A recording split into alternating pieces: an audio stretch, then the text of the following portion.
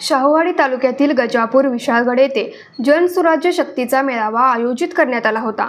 शिवसेना उभाटा गटाचे नेते आर.बी. वेल्हाळ यांनी आमदार डॉक्टर विनय कोरे यांच्या उपस्थितीत जनसुराज्य शक्ती पक्षात जाहीर प्रवेश केला।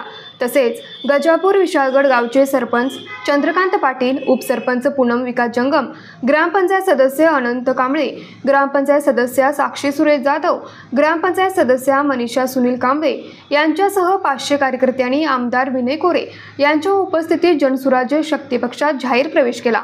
तसेच गजापूर विशाळगड येथे नव्याने बांधलेल्या ग्रामपंचायत कार्यालयाचे उद्घाटन आमदार विनय कोरे यांच्या हस्ते करण्यात आले।